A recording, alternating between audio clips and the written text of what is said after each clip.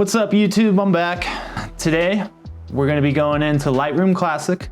We're gonna be editing our dark and moody photos from last video that we got out at Fallen Leaf Lake. I haven't done a lot of dark and moody editing, but it's one of my absolute favorite types of photos. So I'm excited to get into this and try to figure it out and kind of show you what I've done that works for me so far. And I don't know, I might try a couple new things. Definitely let me know down in the comments if there's anything I should be trying that I'm not, because I want to get better with these dark and moody photos for sure.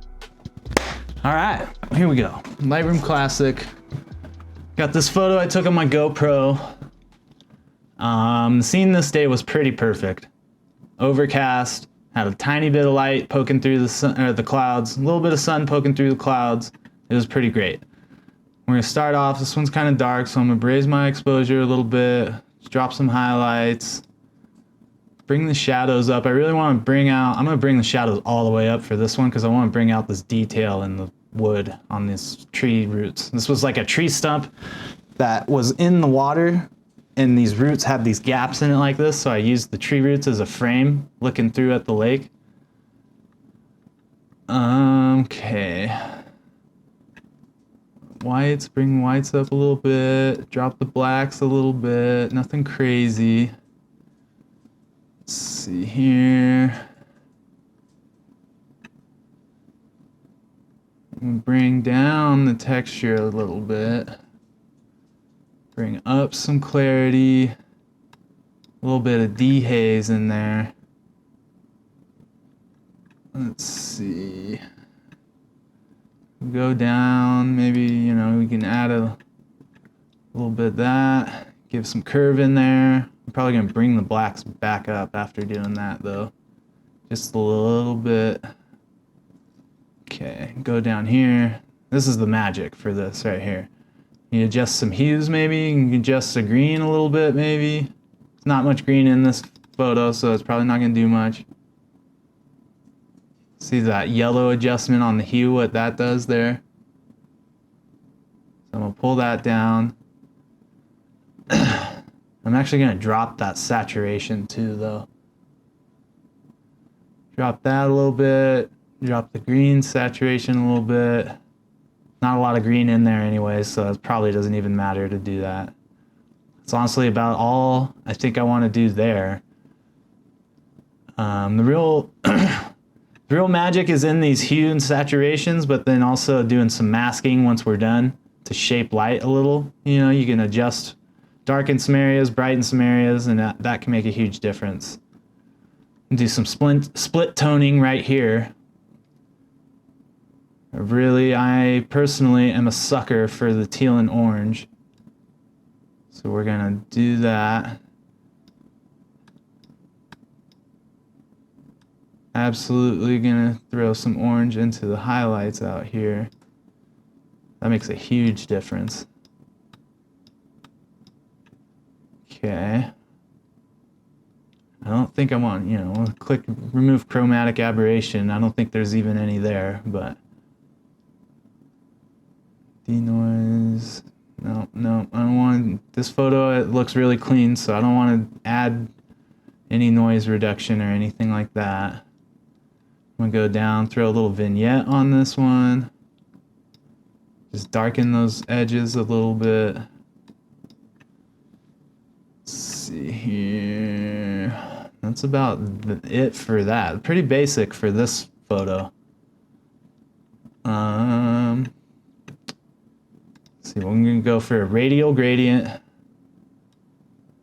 I'm gonna just kind of cover the center of the photo here with the radial. We're going to brighten that up. And I don't want to do a whole lot more. I want to adjust some texture and clarity on this just to try to like bring some more detail out of this center area.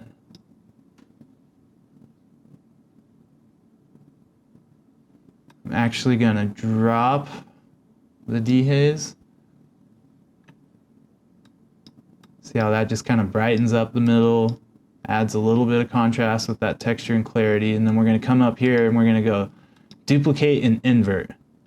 That's going to give us the same mask, but instead of it being focused on the center here, it's going to invert it so it goes around the outside. I'm going to grab this red dot, adjust the feather, make it not so blended, I guess you could say. I don't even know how you would describe it, but it makes this line like a harder line. The more you drag it towards the middle, the smoother the transition from the outside to the middle of the mask is.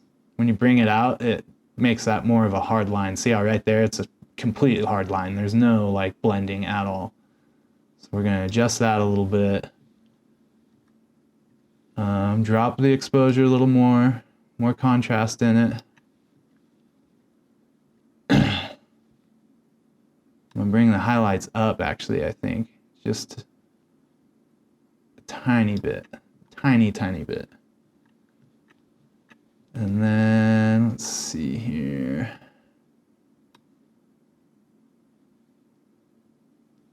I like how that brings out this brown color. I'm just gonna crank the saturation on this edge mask. I like how it adds a little bit of like blue over here on these tree line right here. But it also adds a lot of this brown into the wood and the rocks out here on the edges. Definitely makes a nice difference. But yeah, that's basically it for this photo. Nothing crazy. You got the before, then the after. Big difference, right? Love it. Helps a lot. And then, let's see here. You can tell by looking, I edited some of these already. A lot of these photos here, they're the exact same spot I was filming on a tripod for a time lapse. Let's see, where's another one we can edit? Go for this one. Pretty sure that's why I marked this one yellow. I think I marked it yellow because when I was going through these the first time, I wanted to remind myself this was one I wanted to use for this video. So I already did this one, but I'm gonna hit reset. We're gonna start over on it. Kind of go for the same thing, a little bit of exposure, nothing crazy. A lot of times on this style, you'll probably actually lower exposure. Most days it won't be so overcasty like this, and you'll actually probably want to drop the exposure on your initial photo, but not on this one. Go down on the highlights a little bit. Bring those shadows up. For some reason, that's just working for me with this. I like that. I like bringing up those shadows. Whoops. Fit that. Okay, and then... I don't know, it's pretty bright already. I don't think I want to bring the whites up on this one. A little bit of blacks. Drop the texture, but add some clarity. Add some dehaze. That really cuts through a lot of that. Look at the difference that makes from one side of the spectrum to the other. We're just going to do a little bit. Nothing crazy. Less is usually more when it comes to editing. A little bit of vibrance maybe. Just add some color into the trees back here. I don't think I want to adjust the curve on this one. But I am going to go back and do this yellow hue. Pull some of that saturation down on these. For sure do the split toning.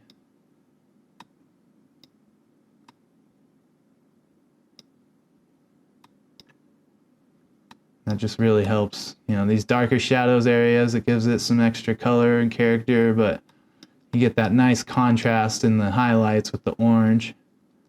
This is a classic in cinematography and pretty much anything where you're manipulating color for photos or video. The go-to most of the time is this teal and orange because you just get that nice contrast. Get that, you know, muddy bluish green shadows, but those nice warm highlights. It's like a back in the film days, that was a natural characteristic of the film that was baked into the footage that you couldn't really change. So we naturally are used to that now, where it feels like typical cinematic look. Okay, and then we're gonna go down, down, down. Throw some vignette on there. I'm a sucker for vignette. I know some people don't like vignette, but I'm the complete opposite, where I feel like almost every photo is better with a vignette. And then this one, let's go linear gradients this time to start it. I'm gonna go top left corner, I think. Actually, no, not top left corner. Let me try coming over here. We're gonna delete that. New mask.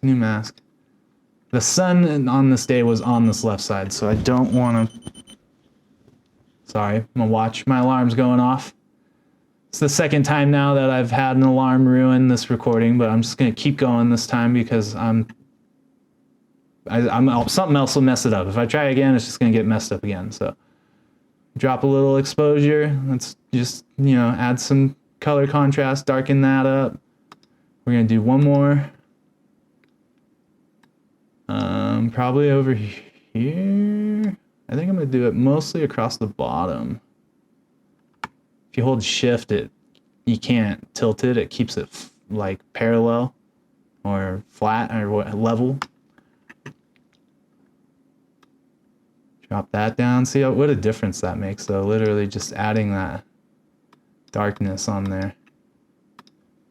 And then we're gonna go do the old radial gradient.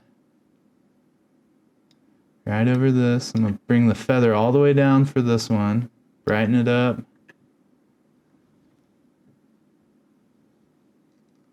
Let's see. A little texture, a little clarity. I'm gonna actually lower the dehaze to brighten it. And then we're gonna invert. Pull the feather up.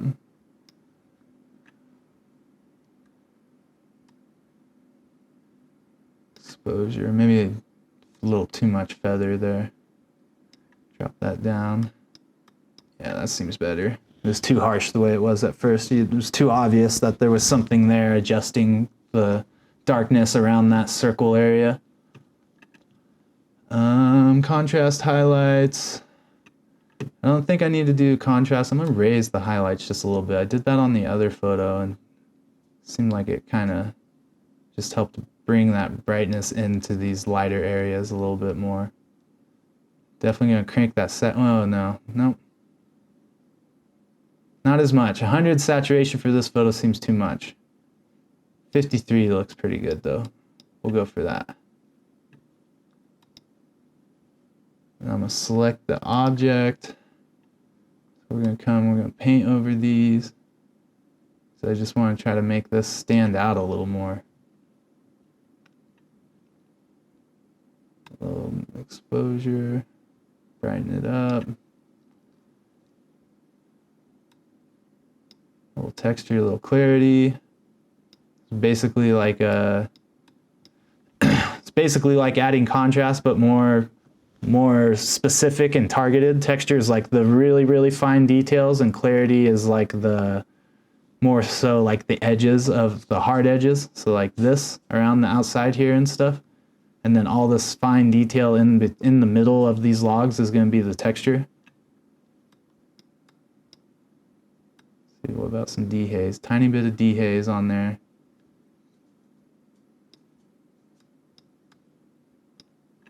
I think I want to brighten that up even a little bit more after that. Yeah, there we go.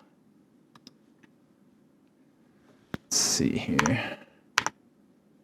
Yeah, look at that. Before, after.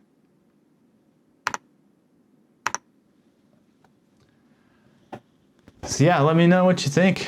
You could always adjust some other things, some more saturation maybe. I mean, there's a lot you can do. It doesn't really, this is a very simple way of showing this type of editing, but most photos you'll probably not get such good weather that like fits this style so well. So it'll probably be a lot brighter where you would want to lower your exposure. And there's going to be a lot of shaping light with masks using these linears and these radial gradients to try to like target areas and, You can almost simulate sunbeams and stuff if you do it right and spend the time on it. There we go. That's my take on dark and moody editing in Lightroom. Let me know what you think. If you thought it was good, let me know. If it's not good, let me know. I'm always trying to improve, so anything that, any criticisms, I'm always open to. Let me know. Rip me apart, tell me. If it sucks, tell me I suck, but tell me why. Don't just tell me I suck, please tell me why you think it sucks, because telling me that you think I suck doesn't help me. But if you tell me what it is about me that you think sucks, then I can analyze that and potentially, you know, I might not agree with you, but if I do, then I can figure out a way to get better and move forward, and that's growth, and that's the goal. So yeah, hopefully this helped you guys. If not, I'm sorry. It's my first try doing an editing video, so it probably isn't the best, but it's all right. We just keep on rolling. 2026, that's the plan this year. We're just gonna go. Go, go, go. Yep, that's it. Make sure you like, comment, subscribe. Thank you for your time and your support, and I hope everybody has a great year. All right. Peace.